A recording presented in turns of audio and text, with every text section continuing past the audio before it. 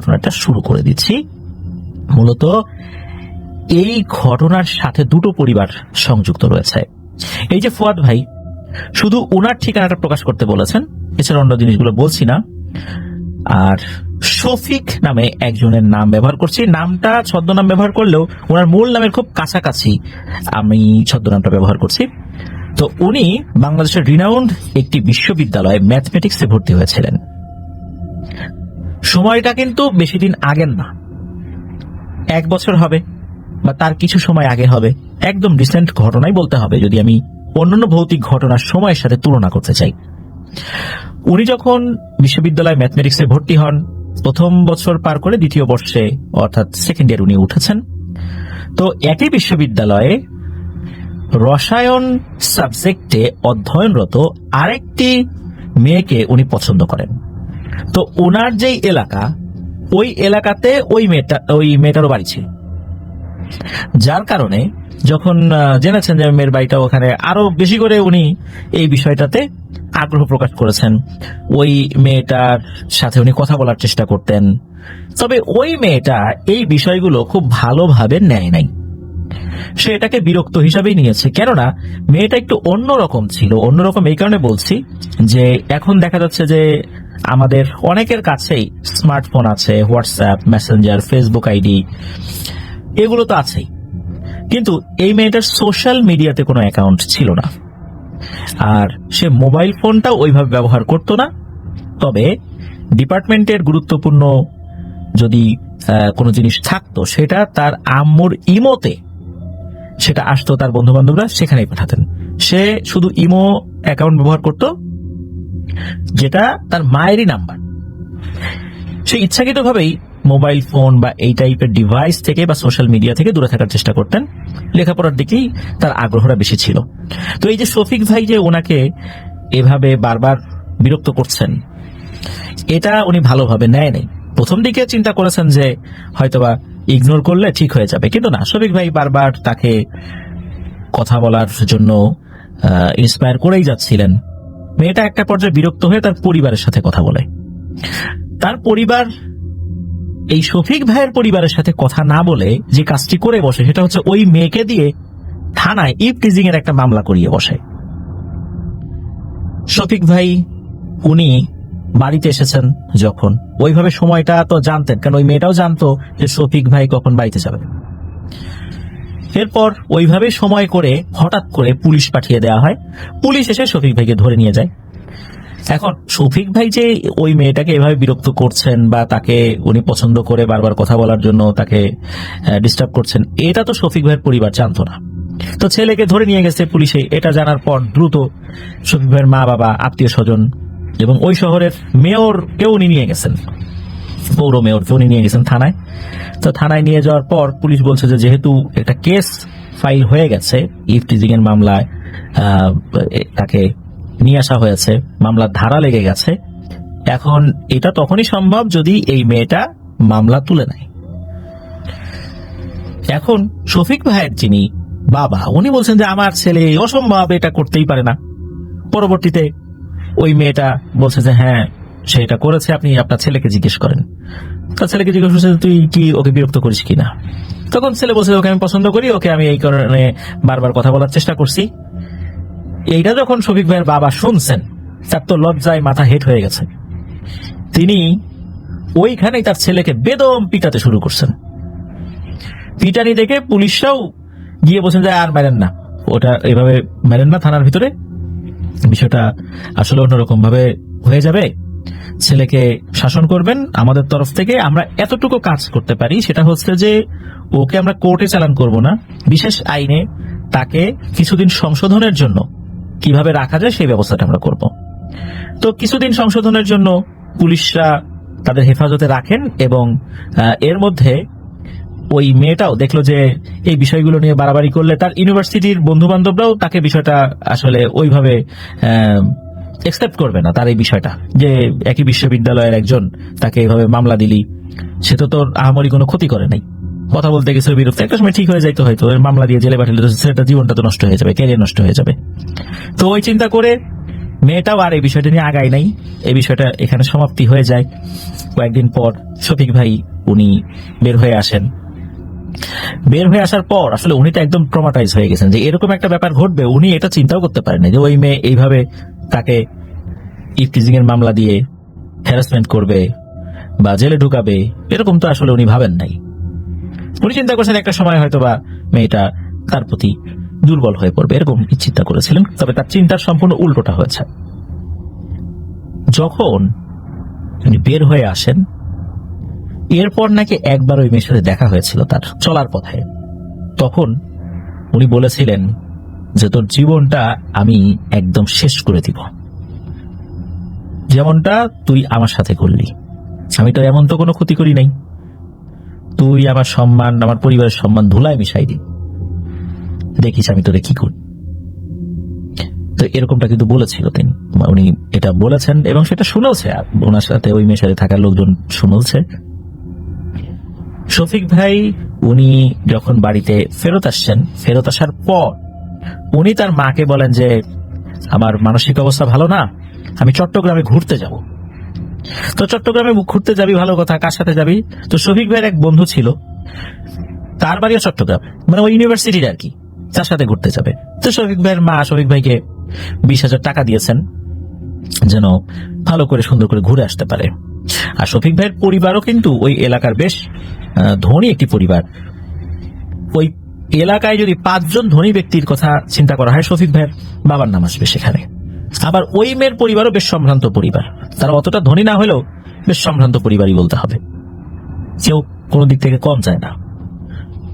শফিক ভাই কি করেছেন, উনি চট্টগ্রাম চলে গিয়েছেন। চট্টগ্রামে যাওয়ার পর ওই যেই বন্ধুটা, ওই বন্ধুটা তাকে এক তান্ত্রিকের সাথে পরিচয় করায় দেয়।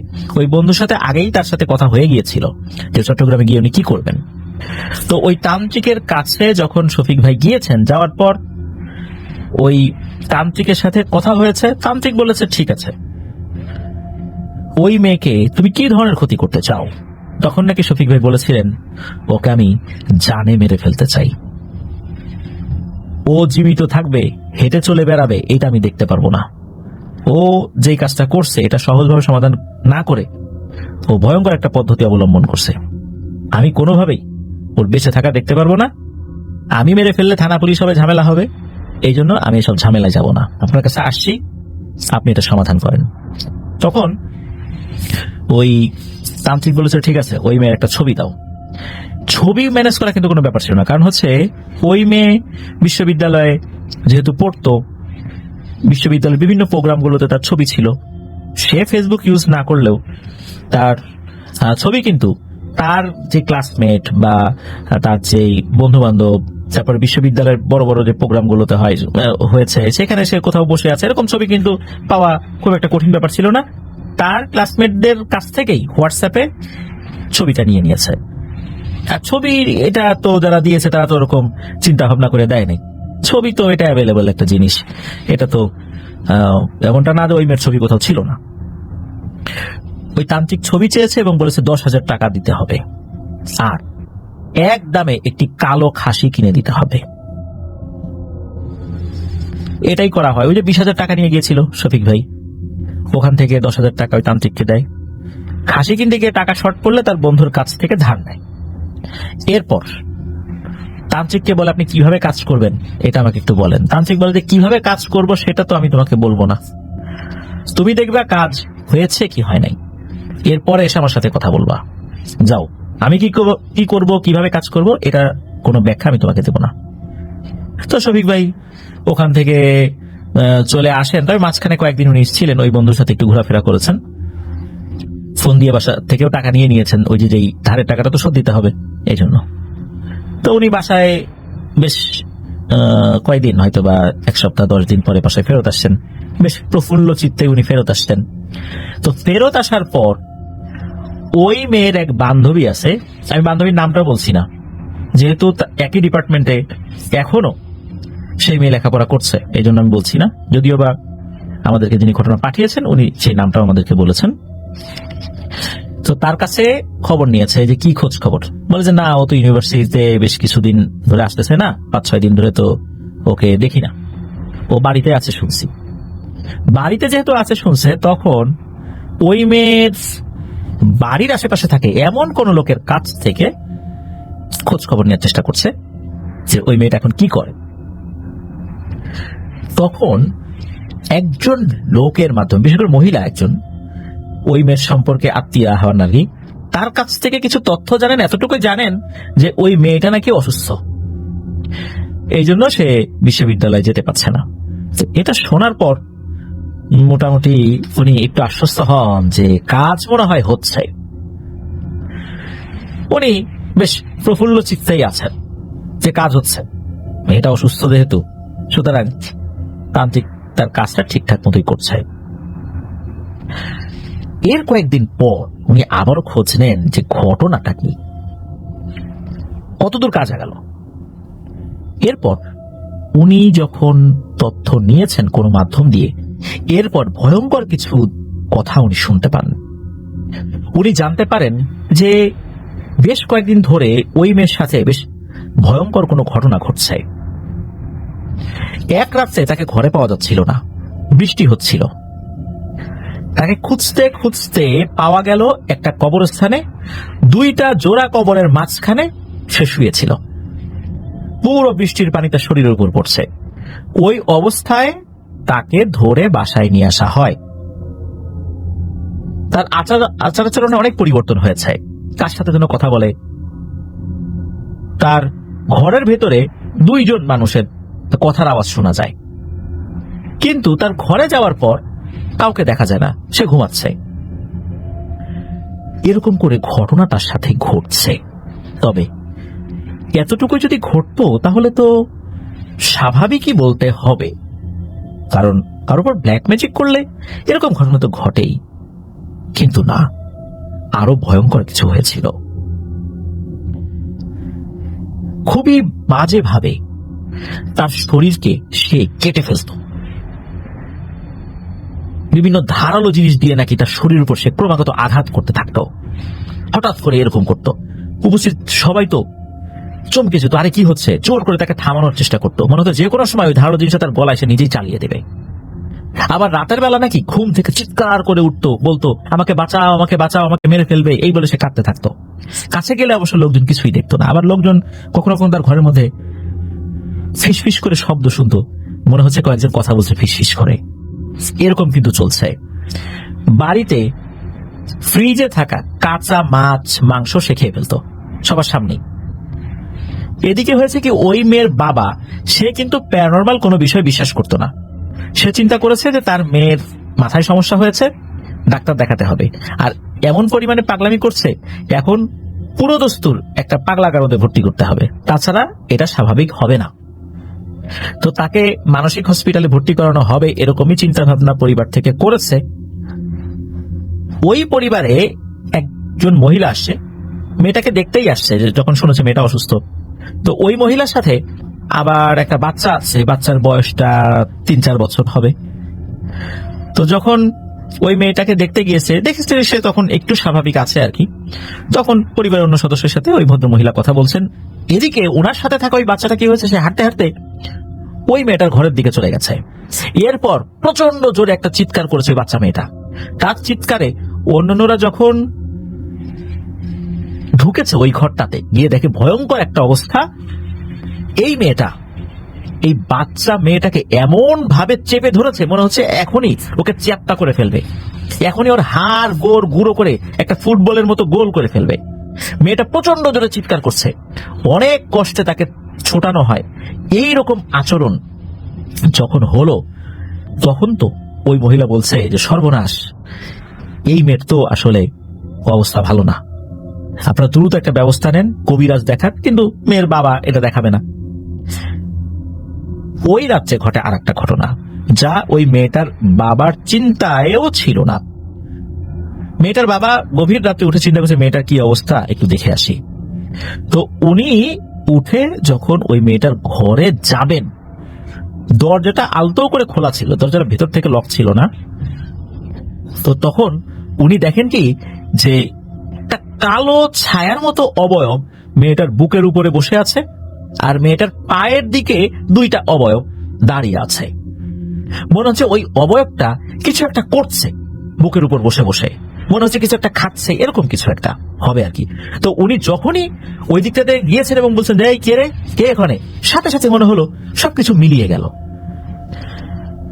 এই ব্যাপারটা যখন হলো তখন উনি চিন্তা করলেন যে চোখের ভুল টুল হলো কিনা, কি দেখলাম না দেখলাম। তো এরকম জিনিস হয়েছে আর কি। তো এটা পরিবারে আলোচনা হয়েছে।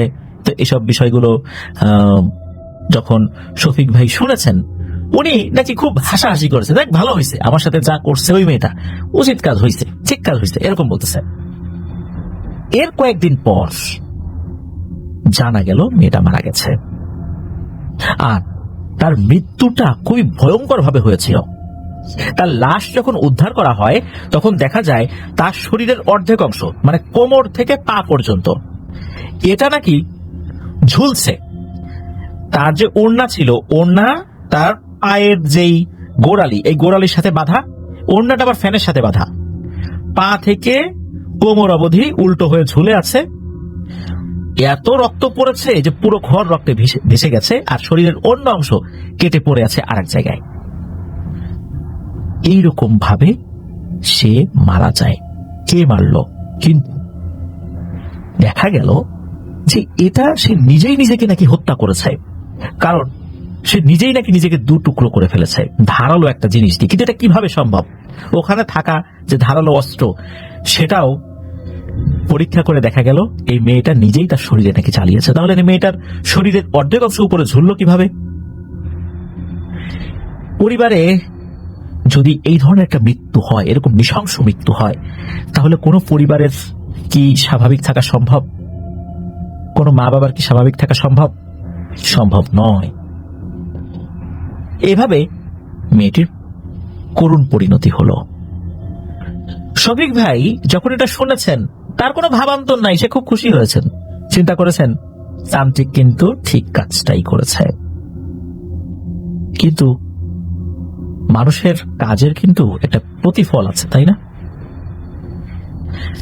এই যে শফিক ভাই, উনি মোটামুটি 1 মাস স্বাভাবিক ছিলেন এই মেয়েটার মৃত্যুর পর। 1 মাস পর থেকে ওনার শরীরে একটা সমস্যা দেখা দিল। ওনার শরীর বিভিন্ন জায়গায় ফোড়ার মতো গোল গোল গোটা উঠতে শুরু করেছে, প্রচন্ড যন্ত্রণা। এরই মধ্যে উনি নাকি ভয়ঙ্কর একটা স্বপ্ন দেখত। উনি স্বপ্নের মধ্যে দেখত যে 5টা অবয়ব তাকে উল্টো করে ঝুলিয়ে খুব পিটাচ্ছে, আর উনি প্রচন্ড যন্ত্রণায় কাতরাচ্ছেন। উনি ঘুম থেকে যখন জেগে উঠতেন তখন দেখতেন 5টা লোমশ অবয়ব হাতে খোলা তরবারি নিয়ে তার চারদিকে দাঁড়িয়ে আছে। উনি এটা দেখে চিৎকার চেঁচামেচি করলে অন্য জায়গা থেকে যদি লোক আসতো তাহলে এগুলো নাকি মিলিয়ে যেত। এরকম জিনিস উনি দেখতেন। এভাবে উনার পুরো লাইফ স্টাইলটাই চেঞ্জ হয়ে যায়। উনি স্বপ্নের মধ্যে এটা দেখতেন, বাস্তবেও এটা দেখতেন। তবে পরিবারের অন্য সদস্যরা আসলে এরকমটা দেখেন নাই আর কি, যে অন্য কোনো কথাবার্তা বা শব্দ তার ঘর থেকে আসে, এরকমটা না, কিন্তু উনি এটা দেখতেন। এদিকে কি হয় যে ওনার যেই এই সমস্যাটা তো পরিবাররা যখন জেনেছে, তখন তারা তো কবিরাজির এই ট্রিটমেন্ট গুলো তো তারা বিশ্বাস করেন। তারা কবিরাজের সাথে কথা বলেছেন। যখন কথা বলেছেন তখন কবিরাজ যেই তথ্য দেন, তার এটা আসলে খুবই একটা মর্মান্তিক তথ্য দেন। কবিরাজ জানান যে এই ছেলেটা কর্মফল ভোগ করছে। কারণ হচ্ছে সে চট্টগ্রামে গিয়ে এক তান্ত্রিকের কাছ থেকে ওই মেয়েটার উপর ব্ল্যাক ম্যাজিক করেছিল। এটা খুবই শক্তিশালী প্রাচীন এক ধরনের ব্ল্যাক ম্যাজিক। এটা বান মারা বলে আর কি। মূলত একটা ছাগলকে বলি দিয়ে 3টা ভয়ঙ্কর পিশাচকে আমন্ত্রণ করা হয়েছে। আর এই কাজ করার জন্য শকুনের মাথার অংশ, 5 প্রজাতির পাখির হৃৎপিণ্ড, একটি পুতুল এবং একটি চড়ুই পাখি দিয়ে এই ব্ল্যাক ম্যাজিকটা করা হয়েছে। আর এই ব্ল্যাক ম্যাজিক একবার করা হলে তাকে বাঁচানোটা খুবই কঠিন। মূলত ওই যে পিশাচগুলো প্রতি রাত্রে শরীরের ভেতর থেকে ওই মেয়েটার বিভিন্ন অর্গানগুলো খেয়ে ফেলতো, কিন্তু ডাক্তারি ট্রিটমেন্টে সেই অর্গানগুলো আছে এটা দেখাতো, কিন্তু আসলে ভেতরে নাই। তাহলে মেয়েটা কিভাবে বেঁচে থাকতো? এটাই হচ্ছে কথা। রক্তও নাকি খেয়ে ফেলতো। এভাবেই মূলত মেয়েটাকে একটা পর্যায়ে এসে ওরা মেরে ফেলে। আর ওই যে কবরের কাছে নিয়ে যাওয়া, তারপরে বাচ্চাটাকে চেপে ধরা, এটাও নাকি ওই পিশাচদের প্রভাবেই হয়েছিল। কাঁচা মাছ মাংস খেয়ে ফেলা। আর যখন মেয়েটি মারা যায় তখন তার শরীরের ভেতরে থাকা পিশাচটাই ধারালো একটি অস্ত্র নিয়ে মেয়েটার শরীর দুটুকরো করে দেয়। মেয়েটা ইচ্ছা করে করেনি। আপাতত দৃষ্টিতে সেটা আত্মহত্যা মনে হতে পারে, কিন্তু এটা মোটেও আত্মহত্যা ছিল না। এরপর পিশাচটাই তার বডির অর্ধেক অংশ ফ্যানের সাথে ঝুলিয়ে দেয়। এই ঘটনা যেভাবে ঘটেছে পুঙ্খানুপুঙ্খ বিবরণ ওই মেয়ের পরিবার, বিশেষ করে ওই মেয়ের মা, ওই মেয়ের বাবা তো বিশ্বাস করতে আসলে ওইভাবে চায় নাই। মেয়ের মা এইটা আরেকজন তান্ত্রিকের কাছ থেকে তথ্য পেয়েছে যে এই ছেলেটা প্রতিশোধ নেওয়ার জন্য এই মেয়ের উপর এই কাজটা করেছে। এই কারণেই তার মা তার মেয়ের হত্যার প্রতিশোধ নেওয়ার জন্য শফিক ভাইয়ের উপরে ব্ল্যাক ম্যাজিক করেছে। আর এই ব্ল্যাক ম্যাজিকটাও এমন ব্ল্যাক ম্যাজিক, এটার থেকেও বাঁচার উপায় আসলে নাই বললেই চলে। এখন এটা সমাধান কিভাবে করা যায়? বলা হলো যে শফিক ভাইকে যেভাবে ব্ল্যাক ম্যাজিক করা হয়েছে খুব দ্রুততার সাথে সে মারা যাবে। এখন শফিক ভাইয়ের মা উনি চিন্তা করলেন ছেলেটাকে তো বাঁচাতে হবে। কোন তান্ত্রিকের কাছ থেকে এই ব্ল্যাক ম্যাজিকটা করা হয়েছে, কোনোভাবে সেটা কাটানো যায় কিনা, এটার কোনো তথ্য উনি উদ্ঘাটন করতে পারেন কিনা, কোনোভাবে ওই মেয়েটার মার কাছে গিয়ে মাপটাপ চেয়ে আসা যায় কিনা। এই জন্য শফিক ভাইয়ের মা যখন খবর নিলেন, জানা গেল যে ওই মেয়েটার মা বাবা তারা ওই এলাকা ছেড়ে অন্য জায়গা চলে গেছেন, হয়তো বা ঢাকা বা অন্য কোনো জায়গায় চলে গেছেন বা দেশের বাইরেই চলে গেছেন। কারণ তাদের একটাই মেয়ে ছিল, মেয়েটার মৃত্যুর পর তারাও খুব মুষড়ে পড়েছিলেন। যার কারণে শফিক ভাইয়ের মা কিন্তু কোনো তথ্য পান নাই। শফিক ভাই উনিও কিন্তু অল্প কিছুদিনের মধ্যেই পৃথিবীর মায়া ত্যাগ করে চলে যান। আর ওনার মৃত্যুটাও খুব ভয়ঙ্কর ভাবে হয়েছিল। ওনার গলা কাটা লাশ মাটিতে পড়েছিল, দুই পায়ে এবং দুই হাতে কেউ যেন শক্ত করে ধরে রেখেছিল, সেই আলামতটাও কিন্তু পাওয়া গিয়েছিল যে ওনার হাত পায়ে আঙ্গুলের দাগ লেগেছিল। আর গলাটা এমন ভাবে কাটা হয়েছে মনে হচ্ছে কোনো মসৃণ ছুরি দিয়ে, ধারালো ছুরি দিয়ে এমন ভাবে কেটেছে যে একদম দাগগুলো মনে হচ্ছে যে এক কোপে মাথাটা আলাদা করা হয়েছে, খুবই ধারালো কোনো কিছু দিয়ে আলাদা করা হয়েছে। আসলে এই শফিক ভাইয়ের মৃত্যুটা যেভাবে হয়েছিল, ওই মেয়ের মা চেয়েছিল যেভাবে তার মেয়েকে দ্বিখণ্ডিত অবস্থায় উনি দেখেছেন, শফিক ভাইয়ের দেহটাও যেন ওইভাবে দ্বিখণ্ডিত অবস্থাতেই থাকে, এমন ভাবেই যেন ব্ল্যাক ম্যাজিকটা করা হয়। আর সেভাবেই করা হয়েছিল। এভাবেই শফিক ভাইয়েরও করুণ পরিণতি ঘটে। প্রিয় লিসেনার্স, দেখলেন যে কোনো কিছু অতিরিক্ত মাত্রায় ভালো না। শফিক ভাই যেভাবে ওই মেয়েটাকে ডিস্টার্ব করছিলেন, এটাও আসলে অতিরিক্ত হয়ে গিয়েছিল। ওনার পরিবার বা ওনার যে অবস্থান, ওনার যে ব্যক্তিত্ব, তার সাথে এটা আসলে যায় নাই। কিন্তু এই বিষয়টা পারিবারিকভাবে সুরাহা না করে ওই মেয়ের মা বাবা যেটা করেছে, ওই মেয়েকে দিয়ে থানায় জিডি করিয়ে মামলা করিয়ে শফিক ভাইকে জেল হাজতে ভরেছে, মানে থানা হাজতে ভরেছে আর কি। তো এটা করতে গিয়ে শফিক ভাইকে চেপিয়ে দেয়। শফিক ভাইও উনি তান্ত্রিকের কাছে গিয়ে এই বান মেরে বসেন ওই মেয়েটাকে, যার ফলশ্রুতিতে মেয়েটাও মারা যায়। আর প্রতিহিংসার জায়গা থেকে মূলত উনি কাজটি করেছিলেন, আর প্রতিশোধের জায়গা থেকে মেয়েটির মা শফিক ভাইয়ের উপরে মরণ বান মেরেছিলেন। এভাবেই দুটো জীবনের সমাপ্তি ঘটে, দুটো পরিবারও একদম শেষ হয়ে যায়। এটা কিন্তু খুব বেশি দিন আগের ঘটনা নয়, 2024 সালের ঘটনা। আমি জায়গার নাম বলি নাই। প্রিয় লিসেনার্স, আপনারা নিশ্চয়ই বুঝতে পেরেছেন যে কেন আমি আর ডিটেলসে বললাম না, শুধু শফিক ভাইয়ের নাম বললাম। ওই মেয়েটার নামও বলেছে, মেয়েটার বান্ধবীর নামও বলেছে, ওই মেয়েটার ডিটেলস এবং শফিক ভাইয়ের ডিটেলস আমাকে বলেছে, কিন্তু সঙ্গত কারণে সেটা বলতে পারছি না। কারণ এটা বললে ওনাদের পরিবারের মধ্যে আরো বড় ধরনের কিছু সমস্যা দেখা দেবে, যেটা আসলে ভালো কিছু বই আনবে না। এই জন্যই মূলত আমরা ডিটেলসে এখানে গেলাম না, শুধু যিনি ঘটনা পাঠিয়েছেন তার তথ্যগুলোই আমরা প্রকাশ করেছি। প্রিয় লিসেনার্স, আল্লাহ আমাদেরকে হেফাজত করুন।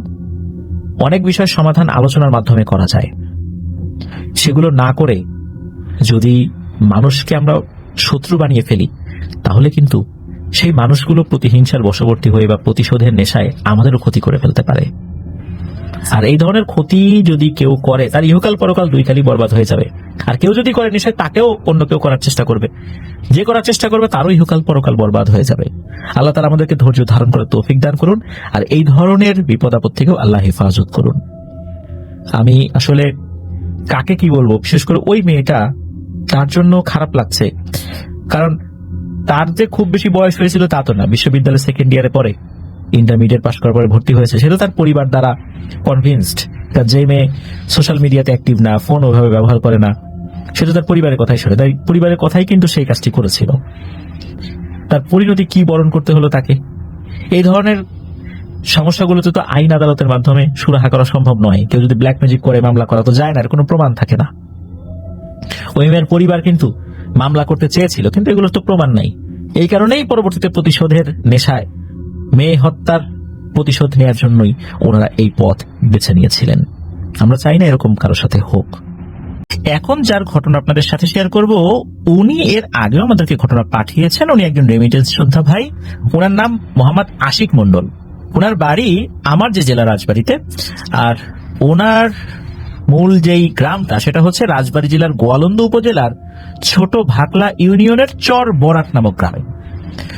উনি এর আগে একটি ঘটনা পাঠিয়েছিলেন, সেই ঘটনাটার নাম ছিল জিনের শর্ত।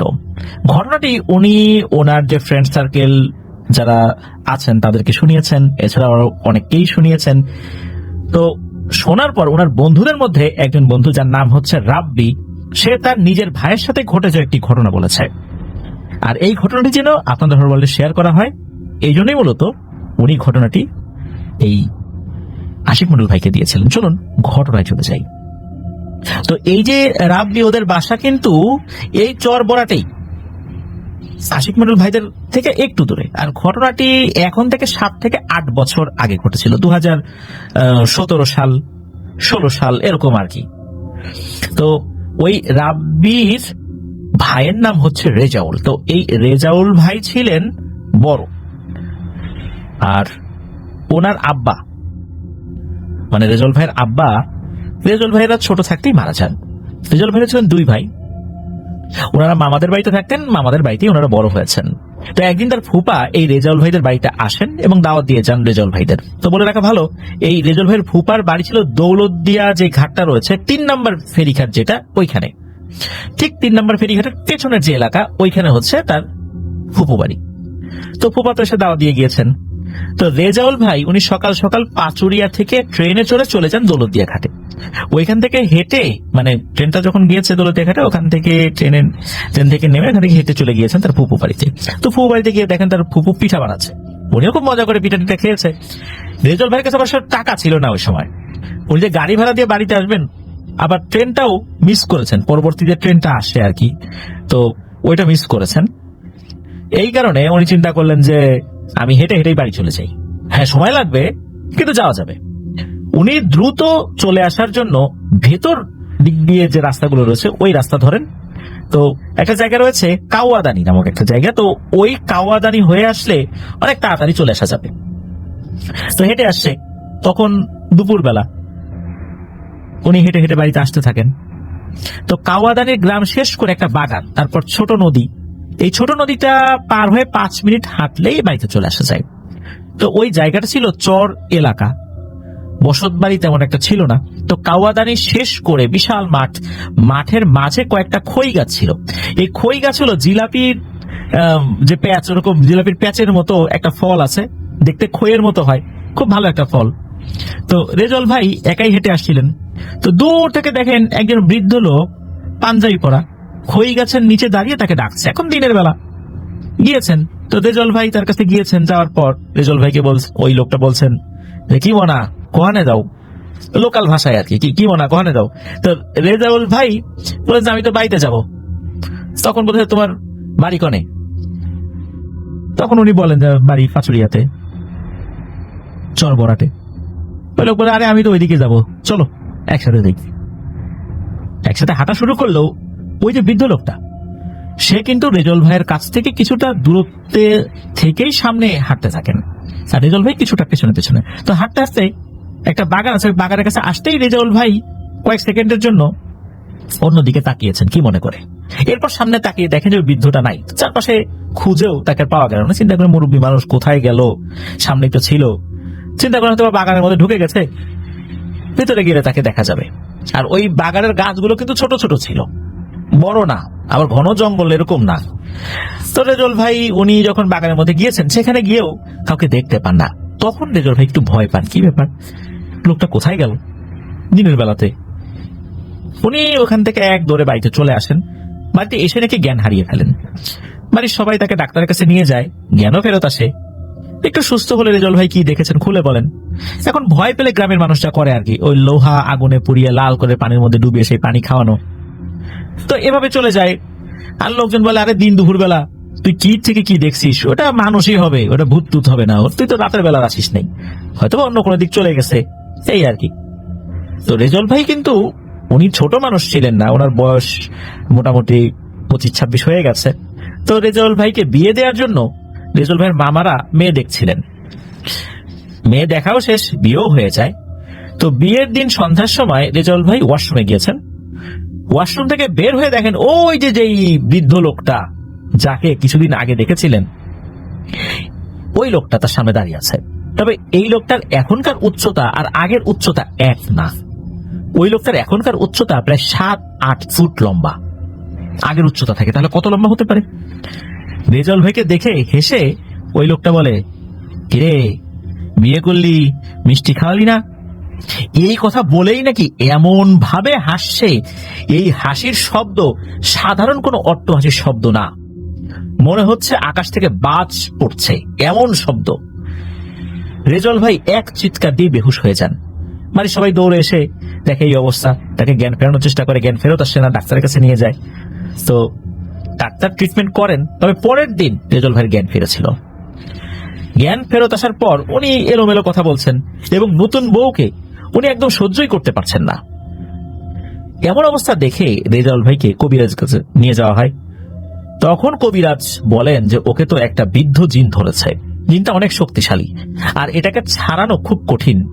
আমি তো পারবই না, আমি কেন, কেউ মনে হয় ছাড়াতে পারবে না, যদি না ওই জিনটা নিজের ইচ্ছায় চলে না যায়।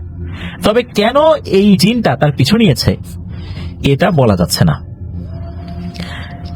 হুজুর কিছু ওই কবিরাজ কিছু তদবির দিয়ে দেন, বলেন যে আল্লাহ চান তো জিনটা ওর থেকে দূরে সরে থাকবে, তবে সমস্যা রয়ে যাবে, এটাও বলেছেন তিনি। মোটামুটি 2-3 মাসের মধ্যে তেমন কোনো সমস্যা ছাড়াই রেজল ভাই দিব্যি অন্যান্য কাজকর্ম পরিচালনা করছিলেন। ঘটনা এরপর শুরু হয় তার ভাইয়ের সাথে। তো রেজল ভাইয়ের নাম হচ্ছে শহীদ। শহীদ ছিল তার বাবা মায়ের একমাত্র সন্তান।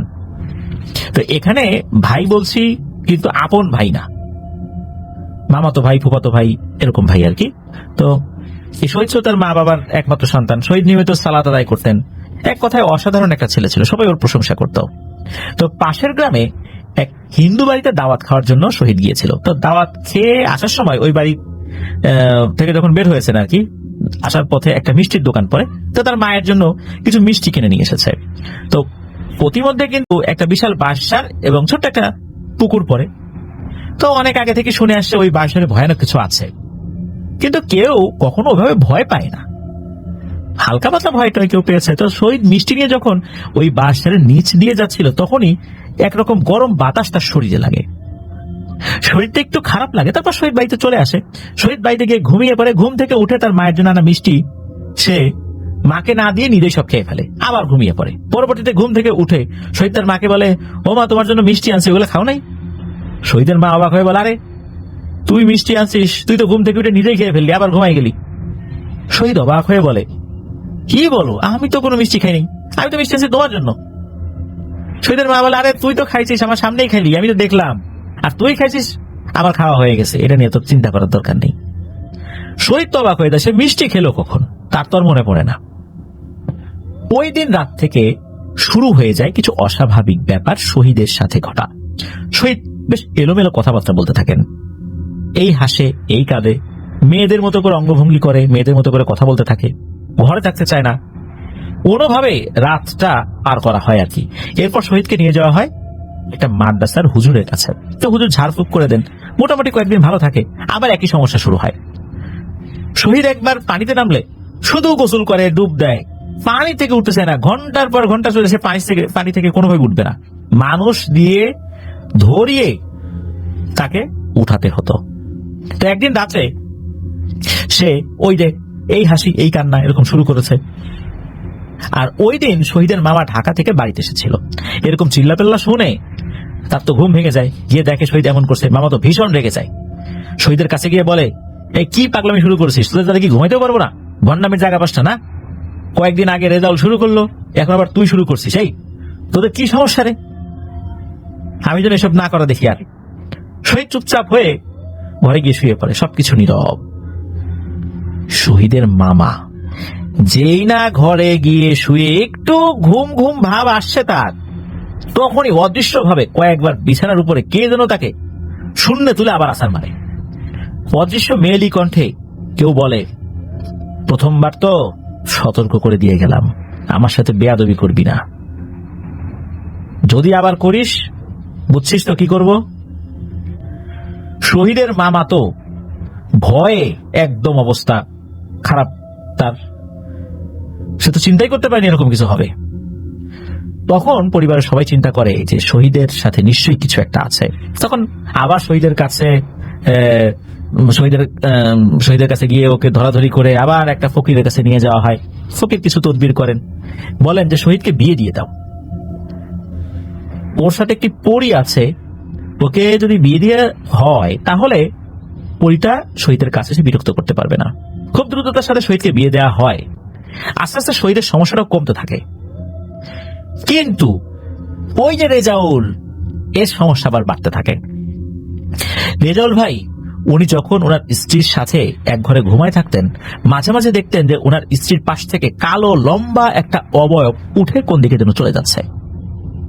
যখন ওটা উঠে চলে যায় উনি কোনো সারা শব্দ করতে পারেন না। দিনে দিনে এটা বাড়তে থাকে। রেজাউল ভাই বলেন যে এরকম ঘটনা ঘটছে। আবার রেজাউল ভাইকে ওই ফকিরের কাছে নিয়ে যাওয়া হয়, আগের মতোই জিন হাজির করার চেষ্টা করা হয়, কিন্তু তেমন লাভ হয় না। জিন হাজির করতে ব্যর্থ হয় সবাই, কিছু তদবির ঝাড়ফুঁক করে দেয়, কারণ এর আগে জিন হাজির করার চেষ্টা করা হলেও কিন্তু হয় নাই, পারে নাই রেজাউল ভাইয়ের সাথে থাকা জিনগুলোকে হাজির করতে।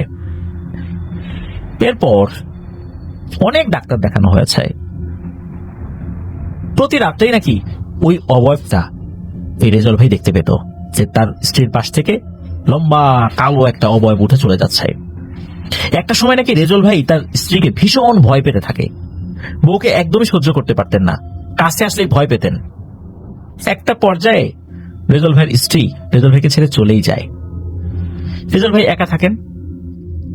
কিন্তু এবার উনি দেখতে থাকেন ওনার বিছানার নিচে, বিছানার পাশে বড় বড় কালো মোটা সাপ শুয়ে থাকে, ঘুরে বেড়ায়। এভাবেই কাটতে থাকে দিন। উনি বলেন যে এরকম উনি দেখছেন। এদিকে এই যে রাব্বি ভাই যিনি ঘটনা বলেছেন, উনি ঢাকায় বড় মাপের একজন রাকিকে পান, যিনি মূলত এই জিন রিলেটেড অনেক কাজ করেন। তো তার কাছে নিয়ে যাওয়া হয়। তো রেজাউল ভাইকে দেখে তিনি বলেন যে তার সাথে নাকি 3টা পিশাচ প্রকৃতির শক্তিশালী জিন আছে, এগুলো নাকি তার থেকে আলাদা করা যাবে না। কেন তার কাছে এসেছে এটাও নাকি বলা যাচ্ছে না। যদি আলাদা করতে হয় তাহলে নাকি রেজাউল ভাইকে বাঁচানো যাবে না। রাব্বি ভাই হতাশ হয়ে রেজাউল ভাইকে বাড়িতে নিয়ে আসেন। এভাবেই ভয় নিয়ে রেজাউল ভাইয়ের দিন চলতে থাকে। রাতে ঘুমানোর পর যদি উনি সাপ দেখতেন তখন রাব্বিকে ফোন দিতেন, বলতেন যে আমার বিছানার নিচে উপরে অনেক বড় বড় সাপ চলাচল করছে। তো রাব্বি আবার সাহস দিয়ে বলতে, আরে সাপগুলো কি তোর ক্ষতি করতেছে নাকি, চুপচাপ ঘুমায় থাক। বলতো না, ক্ষতি তো করতেছে না। তখন রাব্বি বলতেন চুপচাপ ঘুমায় থাক। আর আরেকটা বিষয়, সেটা হচ্ছে এই যে রাব্বি যদি রেজাউল ভাইকে ফোন দিত, প্রথম কয়েক সেকেন্ড খুবই গম্ভীর কণ্ঠ উনি শুনতেন, কি যেন বলতেন।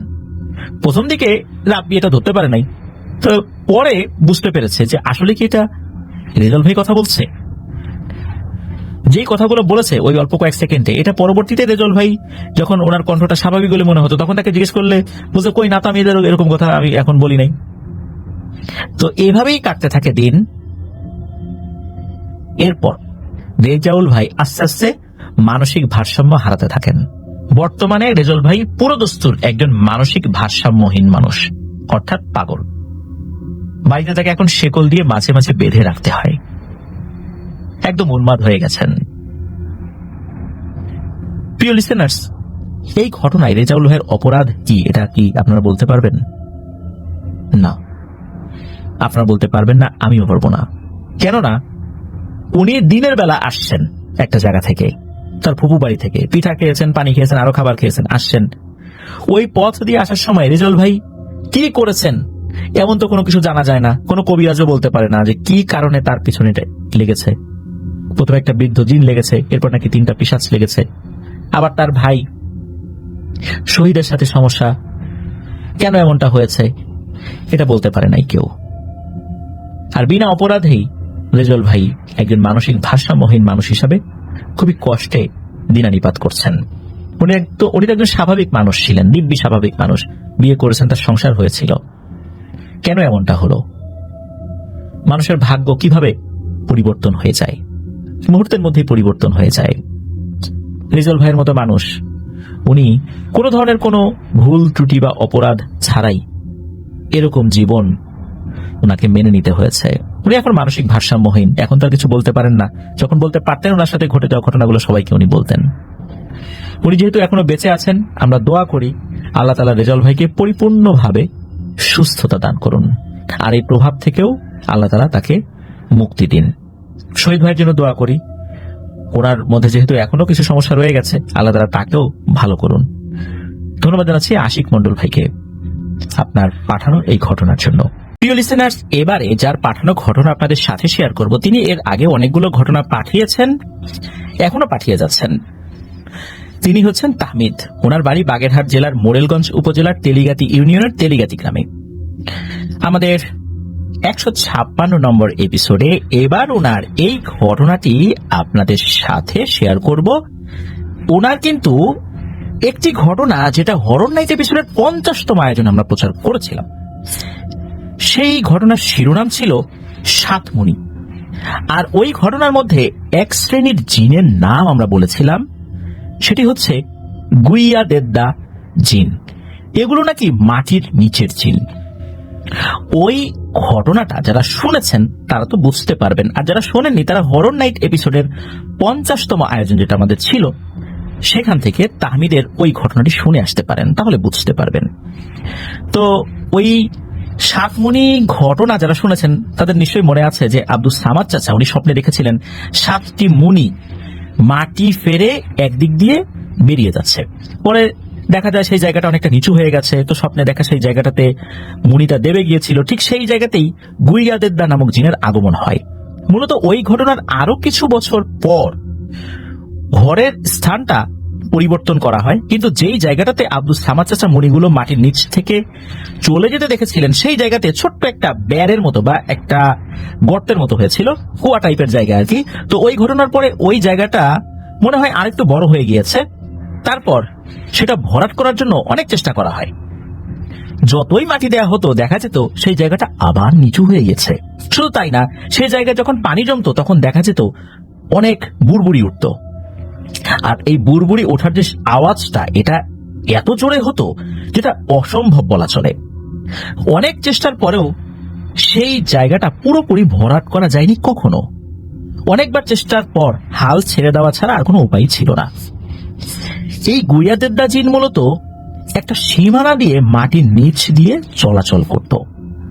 ওনাদের বাড়ির একদম সামনের উঠানের পাশে এই ঢালু জায়গাটা অবস্থিত। এটা ওনাদের বাড়ির এক সাইডের সীমান্তে আর কি। তো বাড়ির সীমানা বেয়ে বাড়ির পেছনের দিকে একটা খাল বয়ে গেছে। এই সীমানার পাশ দিয়ে চিকন একটা বের রয়েছে, যার মধ্যে বর্ষাকালে পানি থাকে আর এমনি সময় শুকিয়ে যায়। তো টের পাওয়া যেত বেশিরভাগ সময় রাতের বেলা বুড়বুড় বুড়বুড় শব্দ করে সীমানার পাশ বেয়ে মাটির নিচ দিয়ে কি যেন চলে যাচ্ছে। এমন অনেকেই কিন্তু দেখেছেন যে এরকমটা। আর ওই সময় অনেক জোরে জোরে শব্দ হতো।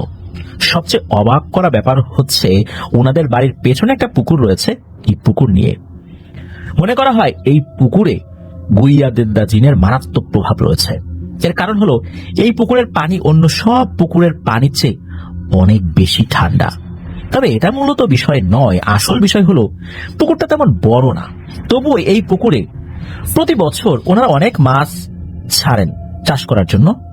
কিন্তু অদ্ভুত একটা ব্যাপার দেখা যায়, বড় বড় মাছ পুকুরের পানিতে সাঁতরে বেড়াচ্ছে। জাল দিয়ে ধরতে গেলে একটা মাছও পাওয়া যেত না।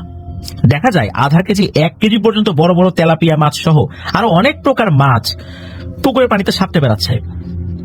এমনও হয়েছে পুকুরের পানি স্যালো মেশিন দিয়ে সব ফেলে দেওয়া হয়েছে বা সরিয়ে ফেলা হয়েছে, পুকুর শুকিয়ে ফেলা হয়েছে, তবুও একটা মাছেরও কোনো খোঁজ নাই। পুকুরে যখন পানি আবার দেওয়া হয় বা চলে আসে পানি, দেখা যাচ্ছে সেখানে মাছ সাঁতরে বেড়াচ্ছে। আর মাছ যে চালা দিয়ে, অর্থাৎ এক পাশ দিয়ে বের হয়ে যাবে, মানে পুকুরের চালা বলি না আমরা, তো এই পাড় দিয়ে যে অন্য পাশ দিয়ে বের হয়ে যাবে এমন সম্ভাবনা খুবই কম, কারণ পুকুরের পাশের আইলটা অনেক মোটা। আর এই পুকুর বা তার আশেপাশে এমন কোনো মাছ খেকো প্রাণী নেই যে তারা মাছগুলো খেয়ে যায়। তাই অনেকে ধারণা করেন এখানে অন্য একটা ব্যাপার রয়েছে। তা না হলে যে মাছগুলো দেখা যাচ্ছে, দেখা অবস্থায় স্যালো মেশিন লাগানো হয়েছে, পানি সেচ দিয়ে সরিয়ে ফেলা হচ্ছে, তাহলে মাছগুলো কোথায় গেল? নিশ্চয়ই পানির সাথে বের হয়ে যাওয়া ওই অবস্থাতে সম্ভব নয় স্যালো মেশিনের পাইপের ভেতর দিয়ে।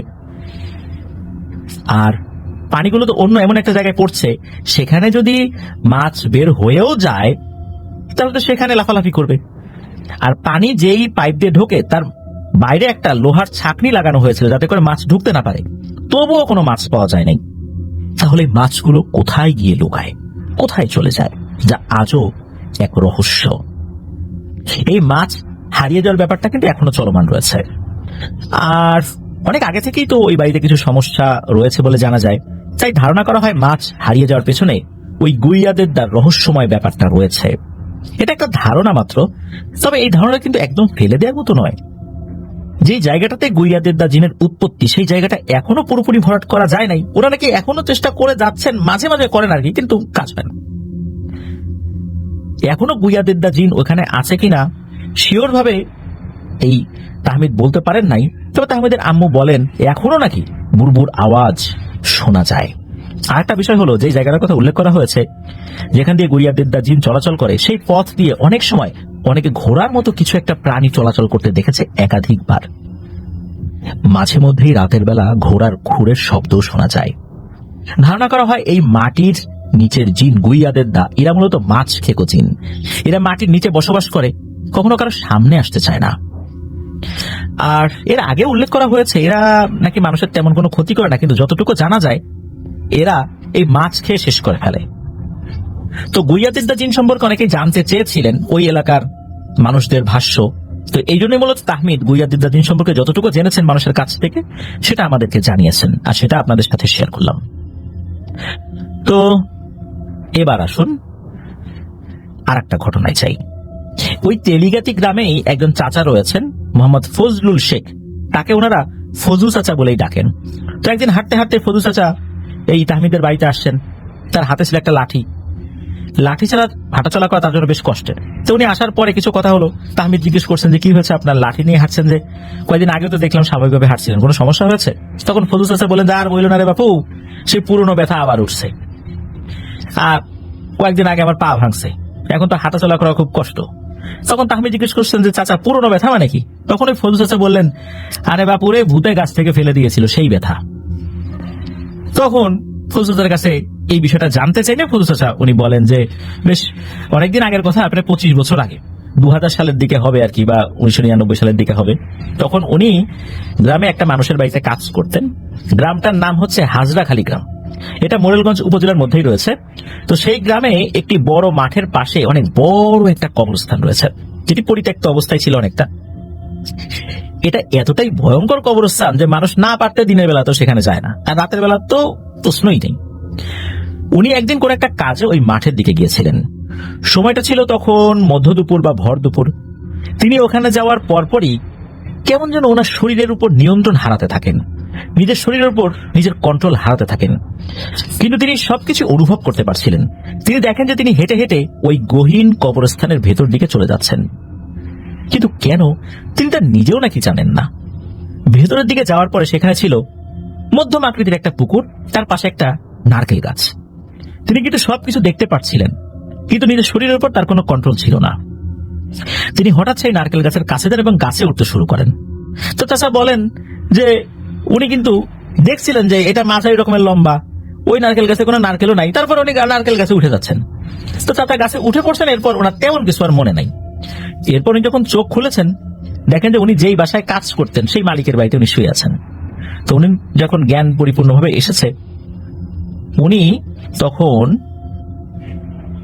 প্রশ্নের মুখোমুখি হন। অনেকে জিজ্ঞেস করছে যে তুমি ভয়ঙ্কর জঙ্গলে বাপু কি করতেছিলা? তোমাকে পাওয়া গেছে জঙ্গলের পাশে ভয়ঙ্কর কবরস্থানের মধ্যে একটা নারকেল গাছের নিচে। ওদিকে তো ভুলেও কোনো মানুষ তেমন একটা যায় না, তোমার কপালটা ভালো ছিল, যার কারণে একজন তার গরু আনতে ওই মাঠের দিকে গিয়েছিল। হঠাৎ করে নাকি তার গরু ছুটে জোর দেয় জঙ্গলের ভিতরে। তো যার গরু, সেই লোকটা ভাবছিল প্রথমে সে জঙ্গলের ভিতরে একা একা ঢুকবে না, একটা গরুর জন্য নিজের জীবনকে বিপদে ফেলবে না। তখন চিন্তা করেন যাই একটু ভিতরে গিয়ে দেখি, যদি গরুটা চোখে না পড়ে তাহলে চলে আসবো। এরপর নাকি উনি কিছুটা ঢুকছেন, ঢুকেই নজর যায় ওই মাঝারি আকারের নারকেল গাছটার গোড়ায়। মনে হয় কেউ গাছটির গোড়ায় পড়ে আছে, একটা উঁচু মাটির ঢিবির মতো আছে, ওর উপর কেউ উপর হয়ে পড়ে আছে। উনি প্রথমে অনেক ভয় পাইছিলেন, চিন্তা করছেন ভর দুপুর এটা কি কোনো ভূতের ভাব নাই, জায়গাটা তো ভয়ঙ্কর। তবু উনি সাহস করে কাছে গিয়ে দেখেন আরে এ তো ফজল চাচা বেহুশ অবস্থায় পড়ে আছে।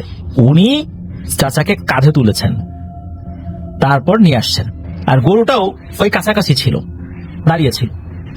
তখন ফজল চাচাকে জিজ্ঞেস করা হয় যে তোমার হয়েছিলটা কি? তখন ফজল চাচা সব ঘটনা বলেন যে কিভাবে উনি শরীরের উপর থেকে কন্ট্রোল হারিয়ে ফেলছিলেন, আর গাছের উপরে ওঠার পর উনি কোনো অবয়ব দেখতে পান নাই, ওনার শরীরের উপর তো কন্ট্রোল ছিল না।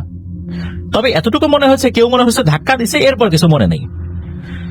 ওনার কিন্তু মাজায় বা কোমরে প্রচন্ড ব্যথা পেয়েছিলেন উনি, তবে কোমরটা ভেঙে যায়নি, এরপর আস্তে আস্তে ব্যথা ঠিক হয়ে যায়।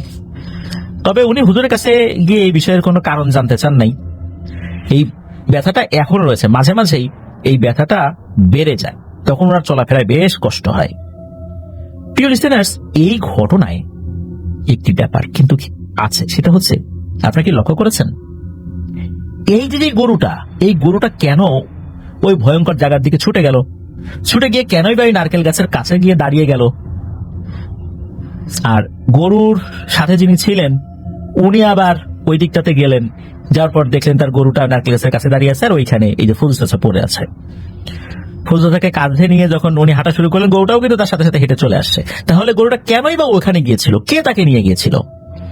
আল্লাহর অশেষ রহমত আর আল্লাহর ইচ্ছা ছাড়া এটা কিন্তু কোনোভাবেই পসিবল ছিল না। ফজল চাচা যদি ওখানে 7 দিনও পড়ে থাকতেন, কেউ কিন্তু উকি দিয়ে দেখতে যেত না, কারণ ওখানে কেউ যায় না। এটাই একটা রহস্য যে আল্লাহ যদি কাউকে বাঁচাতে চান তাহলে কেউ তাকে মারতে পারে না, কেউ তার ক্ষতি করতে পারে না। আর আল্লাহ যদি কাউকে রক্ষা না করেন, সমস্ত পৃথিবীর জিন ইনসান সমস্ত শক্তি একত্র হয়েও কাউকে রক্ষা করা সম্ভব নয়।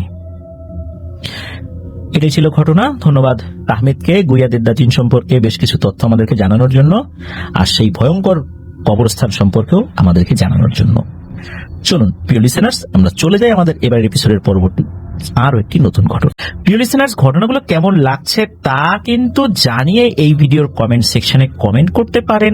এছাড়া আমাদের ফেসবুক পেজ এবং গ্রুপ তো রয়েছে আফনান দ্য হরর ওয়ার্ল্ড নামে, সেখানে গিয়েও আপনারা আপনাদের মতামত জানাতে পারেন। কোনো ঘটনা সম্পর্কে যদি স্পেশাল কোনো রিভিউ থাকে সেটাও দিতে পারেন। আর ঘটনা পাঠাতে কিন্তু ভুলবেন না afnanthehorrorworldbd@gmail.com এই ইমেল অ্যাড্রেসে লিখে অথবা রেকর্ড করে, এই দুইটার একটা করে আপনারা ঘটনা পাঠিয়ে দিতে পারবেন। অবশ্যই ইমেলের মাধ্যমে ঘটনা পাঠাতে হবে, হোয়াটসঅ্যাপ, মেসেঞ্জার বা অন্য কোনো মাধ্যমে নয়। প্রিয় লিসেনার্স, ঘটনায় ঢুকে যাই। এবারের ঘটনাটি আমাদেরকে যিনি দিয়েছেন তার নাম শেখ মিকাইল আহমেদ। ওনার বেশ কয়েকটি ঘটনা ইতিমধ্যে কিন্তু আমরা প্রচার করেছি। উনি বাংলাদেশের রিনাউন্ড একটি পত্রিকায় চাকরি করছেন। এর আগে ওনার পত্রিকারই যিনি গাড়ি চালক রয়েছেন এমন একজনের কাছ থেকে কিন্তু কয়েকটি ঘটনা উনি সংগ্রহ করেছেন, সেগুলো আমরা প্রচারও করেছি। তবে এবার যে ঘটনাটি শেয়ার করব, এই ঘটনাটি ওনারই এক কলিগ যার নাম হচ্ছে আব্দুল্লাহ আল সাকিব, তার কাছ থেকে সংগ্রহ করেছেন। এই সাকিব ভাইয়ের বাড়ি বগুড়া জেলার শেরপুর উপজেলার সীমাবাড়ি ইউনিয়নের সদর হাসরা দক্ষিণ পাড়া গ্রামে। ঘটনাটি ওই গ্রামেরই ঘটনা। তো ঘটনাটি মূলত এই সাকিব ভাইয়ের ছোট বোন রুমিকে নিয়ে।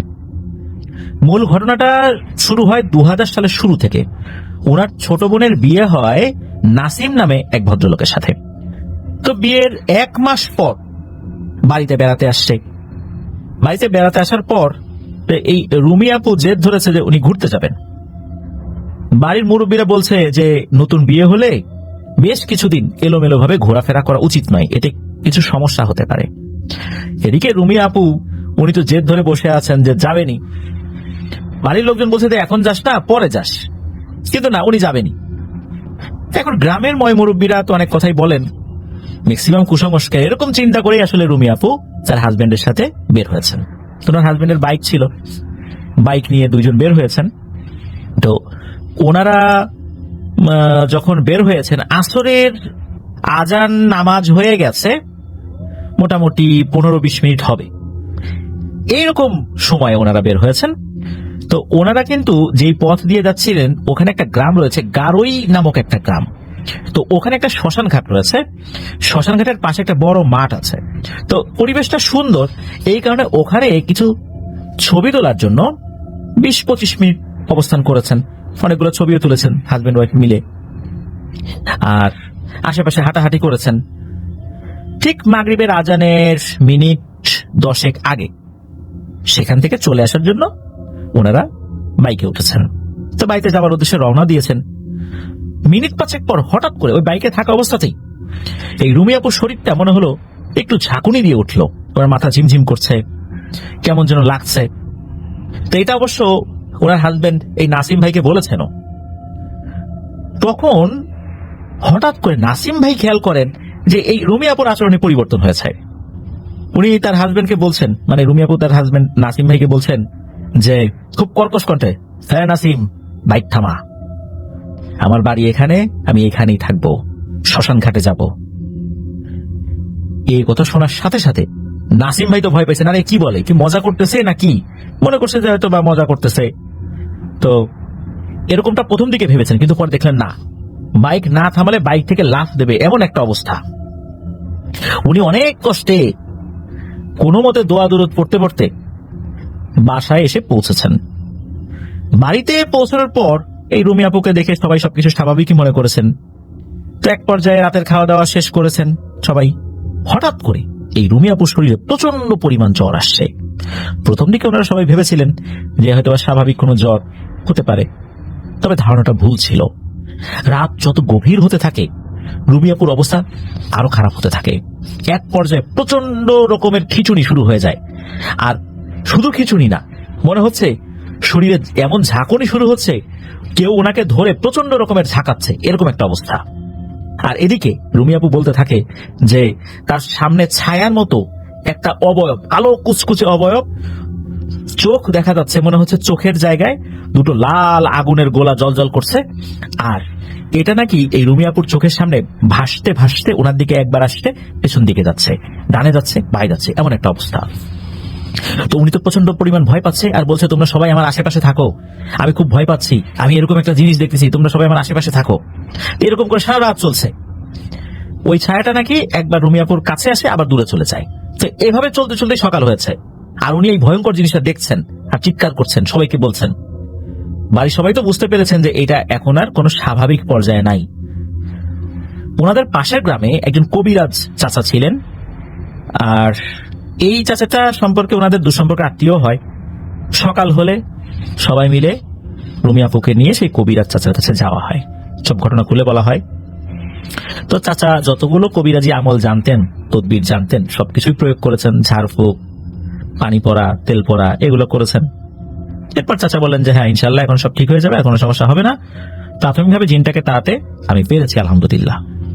আর উনি কিছু আমল দিয়ে দেন, 5 ওয়াক্ত নামাজ পড়তে বলেন, এবং বাসা বাড়ি খুব পরিষ্কার পরিচ্ছন্ন পাক পবিত্র রাখতে বলেন, সবসময় অজু অবস্থায় থাকতে বলেন।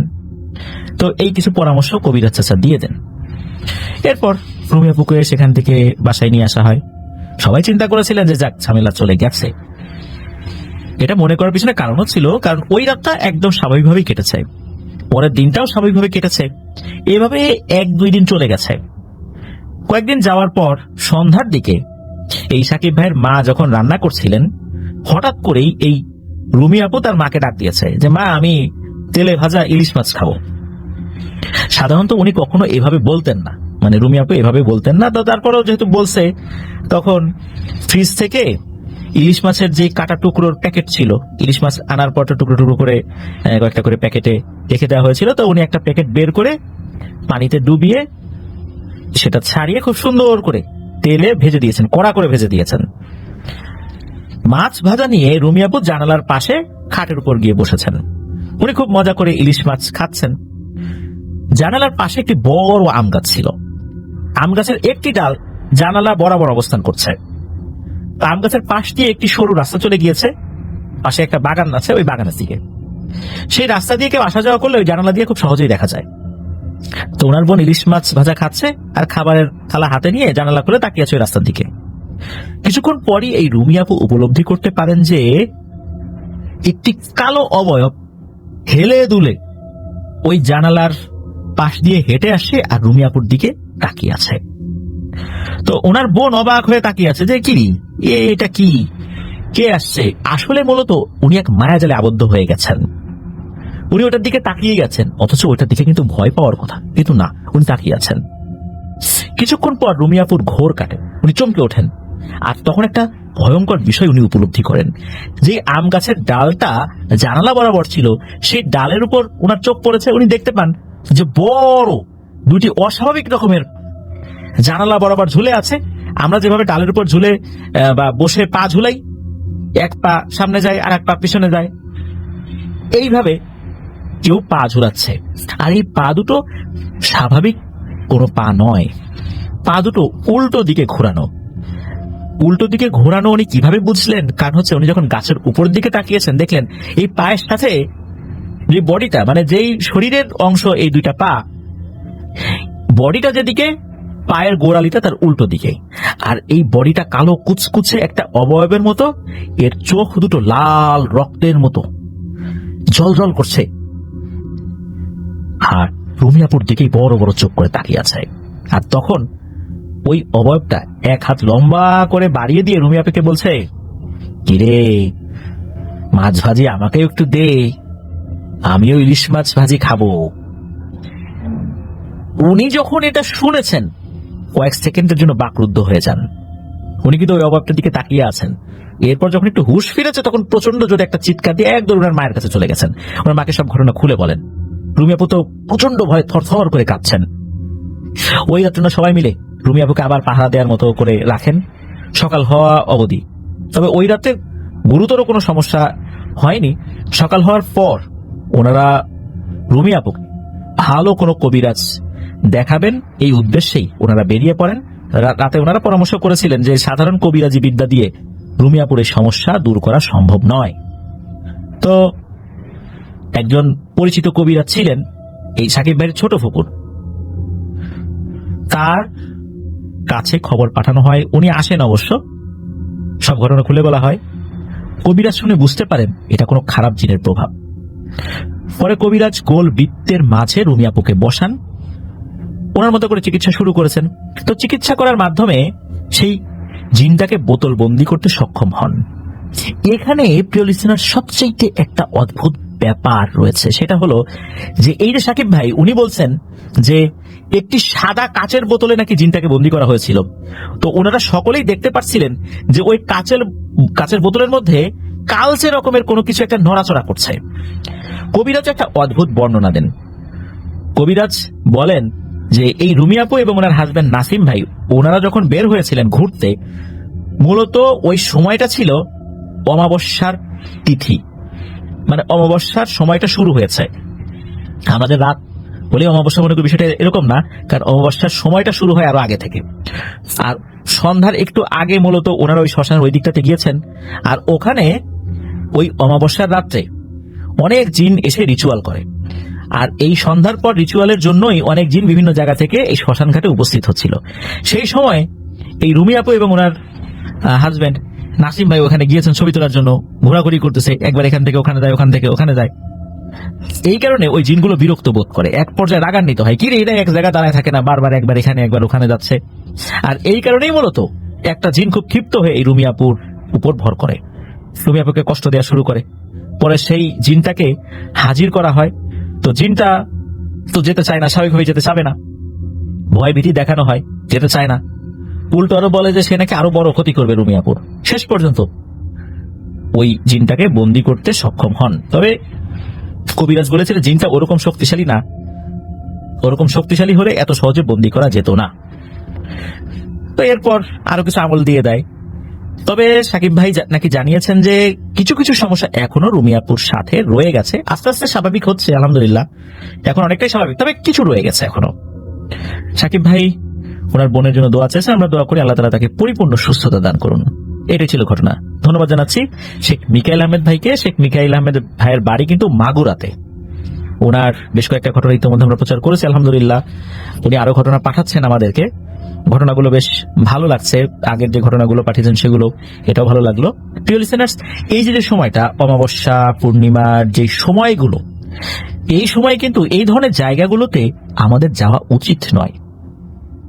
গেলে কিন্তু বড় ধরনের সমস্যা হতে পারে, বিশেষ করে নারী এবং শিশুরা সবচাইতে বেশি বিপদগ্রস্ত হতে পারেন।